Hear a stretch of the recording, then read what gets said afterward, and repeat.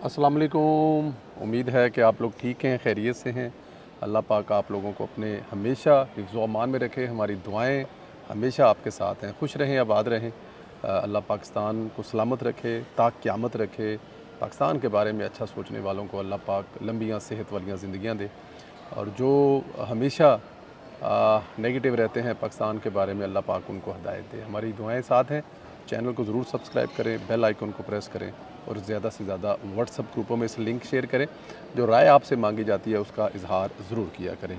दोस्तों, लंदन में बदमाशी करने वाले यूथिये जो हैं, अब लगता है कि रियासत उन पर कोई कंप्रोमाइज़ नहीं करने वाली। रियासत ने तगड़ा एक्शन शुरू कर दिया। लंदन में काजी फैज़ की गाड़ी पर हमले का मुकदमा दर्ज कराने का फ़ैसला कर लिया गया। मेरे ख्याल में ये बहुत अहम कदम है। ऐसे इक़दाम जो हैं वो करने चाहिए, क्योंकि ऐसे इक़दाम करने से ही इनको अकल आएगी। वरना आप कुछ भी कर लें, ये वही सब कुछ करते रहेंगे जो अब तक करते आ रहे हैं।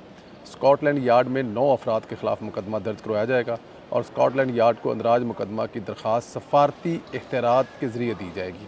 ये कोई मेरे जैसा परवेज़ संधीला या राशिद हाशमी यूके से नहीं करेगा, बल्कि सफारती सतह पर इनको नत्थ डालने का, क्योंकि इस दफ़ा पाकिस्तान की एम्बेसी की गाड़ी थी जिसमें काजी जस्टिस फैज़ थे, और ज़ाहिर वो उनकी ज़िम्मेदारी थी। और इन पर जो एम्बेसी है उस पर काफ़ी उंगलियां उठ रही है कि एम्बेसी ने साथ में सिक्योरिटी क्यों फ्राहम नहीं की, जब उनको पता था कि यहाँ पर यूथिये इस किस्म की गलीज़ और गंदी हरकतें करने जा रहे हैं।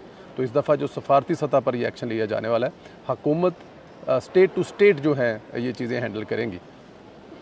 और सफारती ज़राए ने बताया कि काजी फैज़ पर हमले के दौरान पाकिस्तान हाई कमीशन की गाड़ी को भी नुकसान पहुंचा है। इसके अलावा इन तमाम लोगों की शिनाख्त भी हो गई है, इनकी फैमिलीज़ का भी पता चल गया है। अब बात यहाँ रुकेगी नहीं, बल्कि बढ़ेगी और सिलसिला चलेगा, क्योंकि अब इस सब्र का पैमाना लबरेज़ हो चुका है। इस फितने को ऐसे नहीं छोड़ा जा सकता।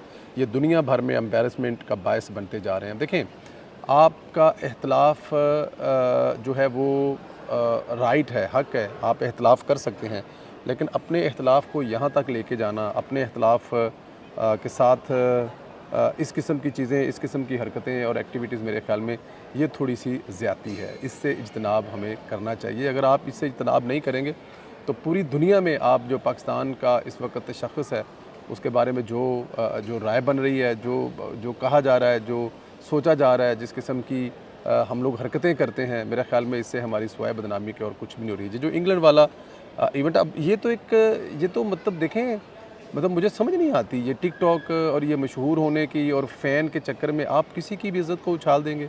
दुनिया में कहाँ होता है? अगर इंग्लैंड के कुछ शहरी पाकिस्तान में रह रहे हैं और पाकिस्तान का चीफ़ जस्टिस या पाकिस्तान का जो इंग्लैंड का कोई ऐसा पाकिस्तान में बड़ा जो ओहदे वाला आदमी आया हुआ, तो क्या वो यहाँ पर ये कुछ करेंगे? मेरा नहीं ख्याल। पूरी दुनिया में इसकी मिसाल नहीं मिलती, सिवाय पाकिस्तानियों को जो अपने मुल्क के लिए बाइसे शर्मिंदगी हैं। अच्छा, इधर आना सनाउल्लाह ने इमरानी जजों को तगड़ा पैगाम दिया है। जो हुआ कुछ यूँ है कि पीटीआई ने आइनी तरमीम को चैलेंज कर दिया है और कहा है कि आइनी तरमीम इंसानी हकूक़ से मुतसादम है। ये जब 2 दिन कबल आपको खबर दी थी, तो यूथिये इसकी तैयारी कर रहे थे और जजों को ऑन बोर्ड लेकर चल रहे थे। इस हवाले से एक स्टोरी भी सामने आ चुकी है, जिसमें मंसूर अली शाह के करीबी ज़राए कन्फर्म कर चुके हैं कि वो आइनी तरमीम के ख़िलाफ़ दरख्वास्त सुनेंगे। यानी इनका पूरा इरादा है कि आइनी तरमीम के ख़िलाफ़ दरख्वास्तें सुने, कुछ न कुछ एडवेंचर ज़रूर करेंगे। ये बहरहाल हुकूमत की भी पूरी तैयारी करके बैठी है। लोग जागे हैं। राना सनाउल्लाह ने आज वाज़ेह तौर पर कह दिया है कि आइनी तरमीम किसी अदालत में चैलेंज नहीं हो सकती। कोई भी पार्लिमान की बनाई हुई आइनी तरमीम को ख़त्म करने की कोशिश करेगा तो इसके लिए आइन में आर्टिकल 6 मौजूद है। मतलब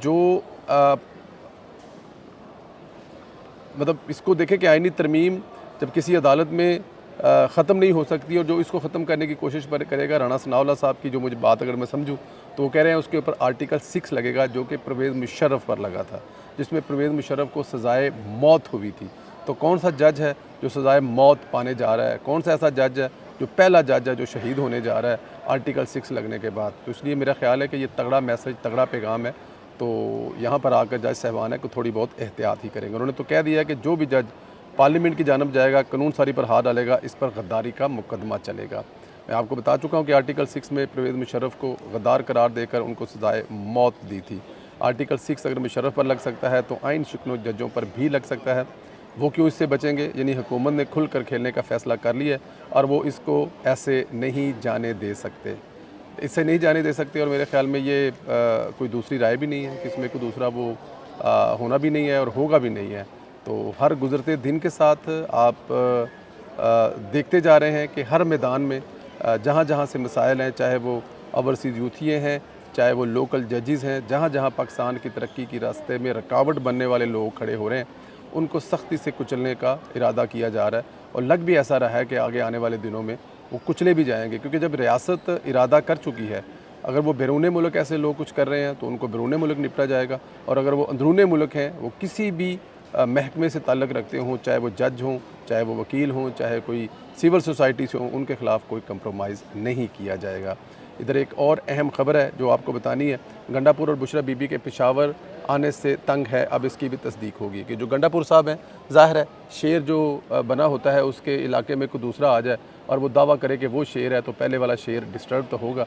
अब गंडापुर साहब जो हैं वो अनबीटेड इस वक्त एक ताकत हैं KPK में, सब कुछ उनके अंडर है क्योंकि वो वज़ीर आला हैं और इमरान खान का एतमाद उनके साथ है, उनको वज़ीर आला बनाया है। तो वहाँ पर जब अब बुशरा बीबी आई हैं, तो अब बुशरा बीबी के आने के बाद गंडापुर साहब जो हैं वो कंफर्टेबल फ़ील नहीं कर रहे हैं।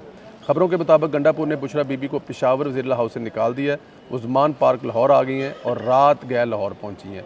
देखें, अगर तो उनको निकाल दिया गया, ये लफ्ज़ ज़ाहिर है रिपोर्ट किया जा रहा है, लेकिन काफ़ी सख्त लफ्ज़ है। क्या गंडापुर बुशरा बीबी को वज़ीर हाउस से निकाल सकता है? तो मेरा ख़्याल है कि इसके चांस हो भी सकते हैं, लेकिन मोस्टली ऐसा होगा नहीं। लेकिन अगर निकाला है तो ठीक है, निकाला है, डंके की चोट पे निकाला है। अब जब जाकर आप किसी दूसरे के इख्तियारात पर कब्ज़ा करने की कोशिश करेंगे, किसी दूसरे के ठेकों के हिसाब करेंगे, तो फिर आपको निकाला ही जाएगा। बुशरा बीबी ने जाते ही खैबर पख्तूनख्वा की PTI की तमाम क़यादत को काबू कर लिया, हुक्म सादर फरमाया, आइंदा सारे हुकूमती और पार्टी मामलात वो देखेंगी, जिस पर शहराम तरकज़ई आतिफ़ खान ग्रुप ने सख्त प्रोटेस्ट किया। गंडापुर के मुअत्तद बुलावों के बावजूद बुशरा बीबी कोई मीटिंग में नहीं आए। अच्छा, गंडापुर के बुलाने के बावजूद बुशरा बीबी की कोई मीटिंग में नहीं आए। बहरहाल गंडापुर को अपनी इजारादारी ख़त्म होती हुई दिखाई दे रही है, ग्रुपिंग तगड़ी हो गई है, फिर गंडापुर ने वहाँ से बुशरा बीबी को निकाला। अगर इन चीज़ों को देखें तो किसी हद तक तो ये बात ठीक है कि बुशरा बीबी अगर वहाँ पर गई हैं तो उनके जाने का मकसद तो यही है ना कि वो ताकत का मंबा खुद बने और अली अमीन गंडापुर जो साहब हैं उनसे कहें कि बीबी आप हुकूमत चलाएं, जो पार्टी है वो इमरान खान ने मेरे हवाले कर दी है।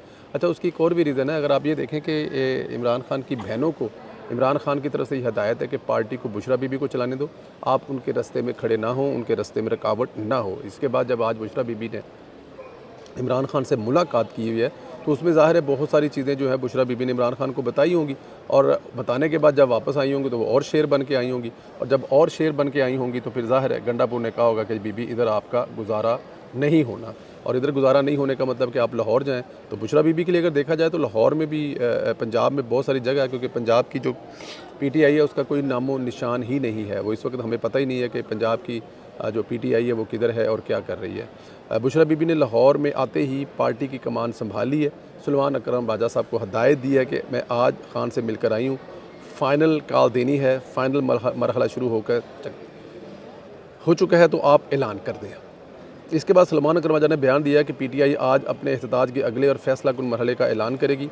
हम इन तमाम लोगों को दावत देते हैं जो जमहूरियत और इंसानी हकूक़ के दफ़ा के लिए पुरअज़म है, जबर और अवाम की मर्ज़ी से इनकार के ख़िलाफ़ हमारी लड़ाई में हमारा साथ दें।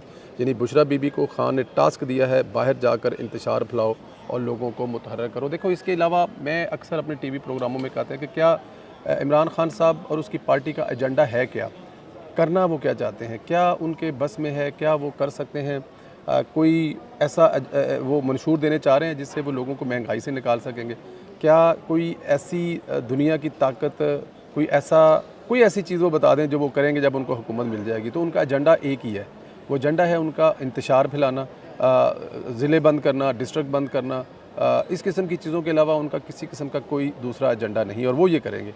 इसमें वो मास्टर हैं, इसमें वो कामयाब भी रहते हैं। लेकिन मेरा ख्याल है कि अब स्टेट भी फैसला कर चुकी है कि उनको इस किस्म की हरकतें करने नहीं देगी। दोस्तों, आपसे जो गुजारिश है वो मैं हमेशा करता हूं कि आप ज़्यादा से ज़्यादा हमारे चैनल को सब्सक्राइब करें, जिन दोस्तों ने नहीं किया बेल आइकन को भी प्रेस कर दिया करें, ताकि जैसे ही अपलोड हो वीलॉग, देखिए बड़ा मुश्किल होता है। अब इस वक्त ही से दुबई एयरपोर्ट पर बैठे हुए हैं और ये अपलोड करना ये एक बहुत बड़ा काम होगा एयरपोर्ट के इंटरनेट से। तो अब एयरपोर्ट से इंटरनेट से मैंने इसको अपलोड करना है, 1 घंटा 2 लगे, लेकिन आपसे मुलाकातें ज़रूर करनी है। तो इसको मद्देनज़र रखते हुए जो आपसे रिक्वेस्ट की जाती है उस पर ज़रा ख्याल किया करें। अल्लाह पाक आप लोगों को सेहत दे, ज़िंदगी दे, सलामती दे, पाकिस्तान भी सलामत रहे, आप भी खुश रहें। इस पे जो कमेंट्स करना है वो मत भूला करें। बहुत ज़्यादा अपना ख्याल रखें। इंशाअल्लाह ताला अगला वीलॉग आपके साथ घर से होगा। शुक्रिया, थैंक यू वेरी मच।